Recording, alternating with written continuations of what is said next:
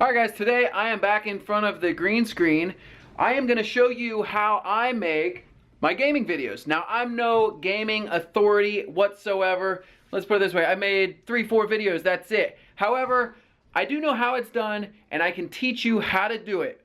It's not the cheapest way, it may not be the best way, but I'm going to show you how to do it step by step. It's super cool and super fun. So let's get started. All right, so if you want to make a gaming video and you want the background where the camera's actually on you to be gone, you have to have a green screen or blue screen or some type of screen that's to be removed later. What I have is nothing fancy, and this was actually not expensive. I went to the local fabric store, found the greenest green, like neon green. It's not like super green. It's not like grass green, but it's like a light green. And I just crudely hung it up on my wall. If you look, I pulled the curtains down and just roped with clamps up. So if you want to invade part of your parents' house or your apartment, whatever, just start stringing it up. Just hang it up. Doesn't have to be perfect. It's better if it's perfect. Ideally, you want it as flat and shadowless as possible. The biggest problem with green screening is shadows. So this little wrinkle adds this nasty shadow. Well, in the computer, this is a lot of different colors. So it's going to take a lot more work if we leave it like this. So the flatter you can get it, the better. And they make paint. They make chroma key paint that you can just paint on the wall. Or you can go to like a big hardware store and have neon green paint made and just paint your wall. And that's a really good method. There's a lot of inexpensive green screen kits online, like super inexpensive with stands and everything. That's probably an alternative, but I didn't have that luxury, so this is what I got for now. A next major thing is lights. You need a lot of light. I've got this crazy lamp thing with 5 LED bulbs in it that I use, and if I go here and turn this on, you'll see it helps get rid of the undershadows. I also use an inexpensive softbox. And you want the light coming from as high as possible. Ideally, you want your light source as high as possible. And that is because normally you don't have tons of distance in your room. So there's going to be shadows. See how this light is casting a shadow on this chair and it's going this way? The idea is if you get it up high enough, it casts the shadow to the floor where you're not filming. So we're going to turn the softbox on and it gets rid of most of that shadow, and then it's not bad. It's pretty good. So once you have your green screen and where you're going to sit, distance plays a huge role. If you're right up against this green screen, it's going to cast really dark shadows that's going to make it very difficult in the computer to get rid of that screen. It's not going to look as good as if you have a lot of distance. So, you want to move where you're sitting as far as way, that way your shadow, so if I'm sitting here, my shadow's not being casted all the way back to the screen, and that's going to help. So, the more distance you have, the easier it's going to be in the computer. Alright, so you're like, great, I went out, I bought a green screen, I got the lights, I stole all the lamps in my parents' house, I got my room set up, now what? Alright, well, you need another camera to film you while you play if you want your face to be on screen. So, behind me, I have a tripod, and you could stack 50 books up. You don't have to have a tripod. And then I have a camcorder. And you want your camcorder to show all green. You don't want to have to map it out later, which you can. In some of my videos you see like our face or our arms go out of the green screen, and that's what that's from because the camera zoomed in a little bit. So you want to aim that where you're going to be sitting, make sure you're there, and then you're ready to hook up your stuff. I'm running a PS4, an Elgato, and you need a computer running for the Elgato, and then my TV screen that I will be playing from. Now we got the screen and the lights ready. Now it's time to get your game system ready. Before you jump into this, as soon as you open this and get it out, if you're using a PS4, you need to go in and disable the HDCP. That will keep this thing from work. You'll go crazy. You'll think it's defective. You'll think it doesn't work. So make sure you disable that. And then once that you do that, then we can hook up the HDMIs. So I have it laid out basically as simple as possible. It's super easy. Don't overcomplicate it. All right, so it's super simple. You have your PS4 HDMI cable out into the Elgato or any screen capture device. It doesn't have to be this. There's 50 different brands. From here, the HDMI cable goes up to your TV. And then from your screen capture device, there's a USB cable that goes to your computer so that your computer can record what's on screen. And it comes with the software to do so that you can record what you're doing on screen while you play. Within the screen capture software, it's super easy. The second you plug your PlayStation into your TV or whatever you're playing with, whatever goes in there, this will show you what's on your screen now. There is some settings over here. You can change how loud your game audio is, whether you're live streaming or not, but I typically do that in the editing software anyway, so I leave that alone. You can name it here. I normally put like my crappy game, Contra, or like we suck at Madden 2016 or so. I typically name my files.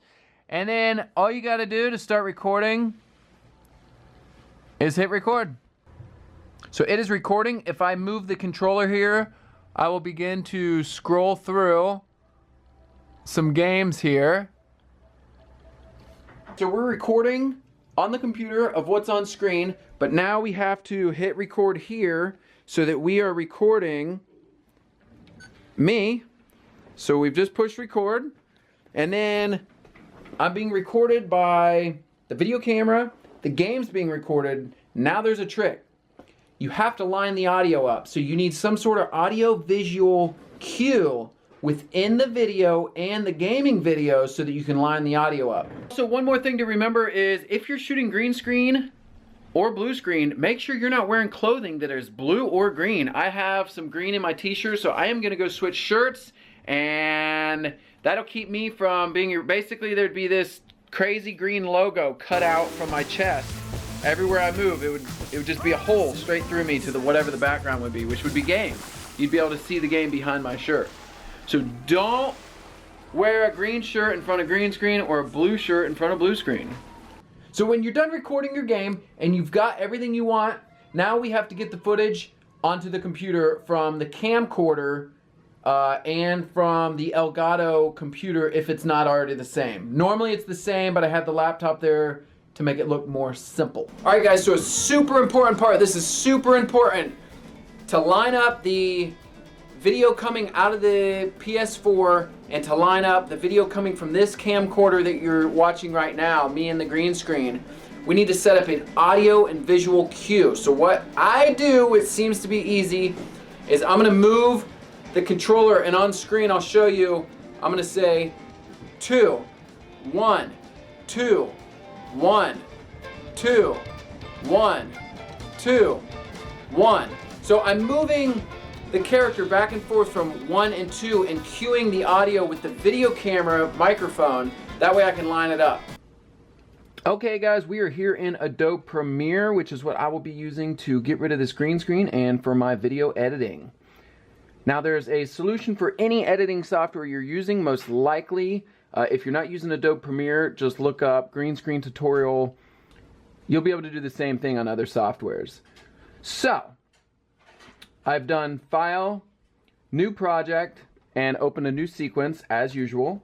Now what we want to do is we want to drag the video game footage on video 1, and that's just to change the sequence settings to this video since this is larger.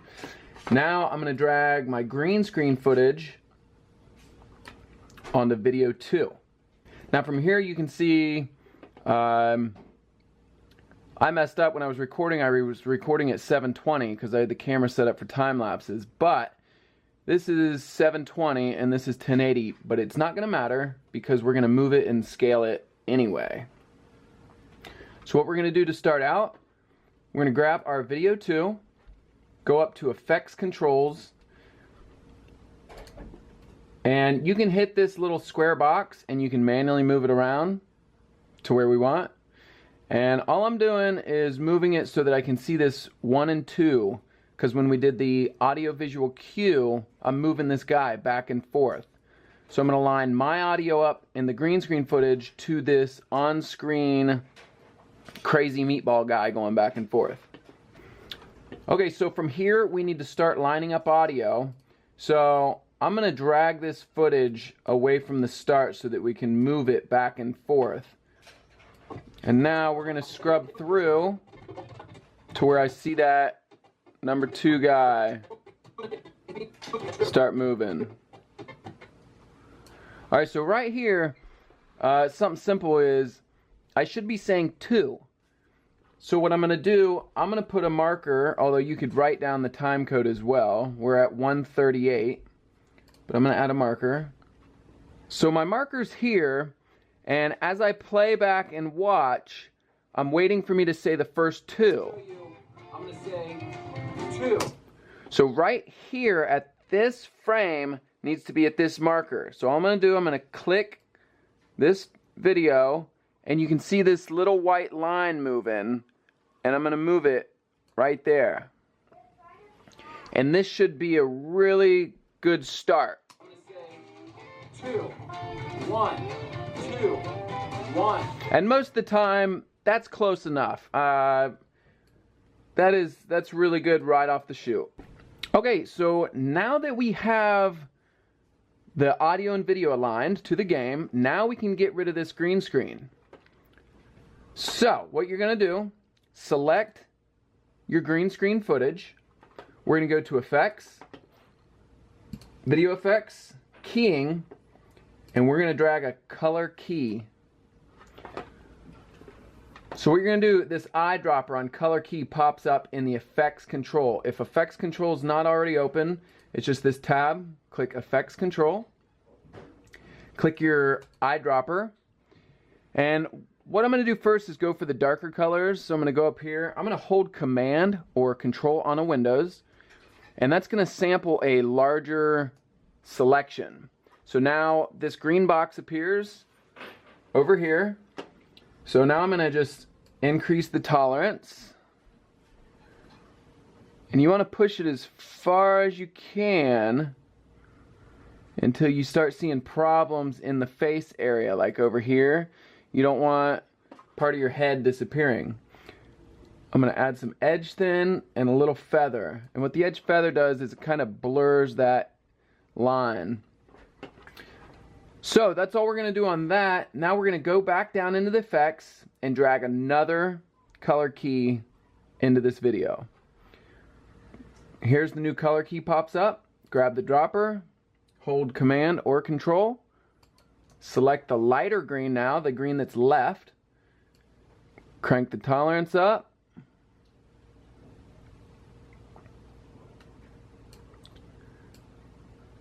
and from here you really want to jump around in your video to see what's still left. That's looking really good. This dark blob on the left side, we're not even going to worry about it because we're going to move the footage over. Go back up to your motion box here, click here, and we're going to drag this off camera since I want to be in the corner anyway. And I think I'm going to shrink me down a little more. That's probably all anyone wants to see. Click off, and that's looking really good. You can scroll through, and that's looking really good. So now your audio and video is lined up, the green screen is removed, now it's time to edit. So you just do your editing thing and you will be ready to export and upload your amazing gaming video. A lot of games don't require you to use the green screen effect. In fact, it will make it worse if you try to use the green screen effect. Like Grand Theft Auto, it's easier to put your video box up in the top left or right corner of the screen, and it's really not going to get in the way much there. anyway. And if you do green screen, it actually blocks a lot of the view for the people watching. And it's very easy, in which you just shrink the screen down in the top right corner or left corner, and it's just a box and it looks good. All right, so if something happens and your camera stops recording, the computer stops recording or whatever, and you have to start a new clip, don't forget to sync audio again. So go into like a start menu and scroll up and down through the menu and name off what you're saying and where you're moving it. So like in this screen, it says resume game, and underneath it says switch character. So I'm gonna move down and up, back and forth, switch character, resume game, switch character, resume game. And that'll give you a visual cue to line your other video up so that everything's in line. That way when I'm speaking, my audio is coming out of my mouth and it's not delayed all crazy like. Super Meat Boy! Alright, this is a super fun game. This is the game I'm going to show you. We're going to go ahead and start. I'm not too far in this game. Actually, when I played it, I was at my brother's and I got super far, and then I went home and downloaded it. It was some free game for PS Plus members a couple months ago. It's super fun. So we have this crazy, extra saucy meatball, I guess is what it is. He like drips his delicious marinara sauce all over everything. Whoa! It gets pretty out of control fast too. And you have to go capture this crazy white rabbit thing? I don't know. Holy crap, that's a lot of saw blades. Ah! Oh yeah, that is a cool feature. This is like hitting, this is like sand parts that dissolve. You gotta jump onto them and then jump through them. Then capture your white little fluffy bunny. And then some robot in a tuxedo mechanical suit comes and gets them. This poor meatball must be frying right now. Ah! Here we go. Ah! Here we go. Second time's not a charm. This is a real button masher game. Ah!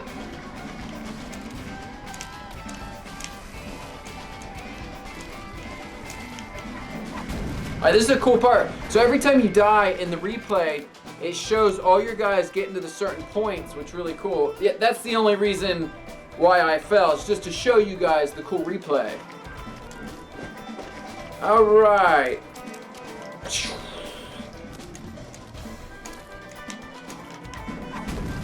That little purple thing in the corner is some kind of like super war, but they're hard. Ah. Come on! Ah! It's because I'm holding down the run button, which makes it like out of control crazy. Ooh. Meat Boy, go! Yes! Can you imagine being that little meatball, making it to the fluffy Parmesan rabbit, and then it just gets taken away by some crazy mechanical tuxedo penguin guy. Grade A Parmesan Meat Boy. Whoa! This is a great little game. It's so fast-paced, like action, up the wall. Oh. Like how much meat sauce does he have, really? It's just infinite. He's like this nasty blob of super sauce. Here's what we're gonna do. Wait. Super slippery from all the other previous meat sauce. Oh my goodness. Ah! Ah! Here we go. Wait. Ah! Wait. Over jumping. Now, Meat Boy. Yes! So I guess keep in mind, if you want to do two-player, all you need is 2 chairs. Make sure they're in the screen. It's the same concept. Oh my goodness, this level can't get any harder. Here we go. Ah! Yes. So once the game's over, do a super cool outro. Hey guys, hey, that's been Dale Atwood on Super Meat Boy. Yeah, number 1, all right, you don't have to be that stupid, but you can do your own thing.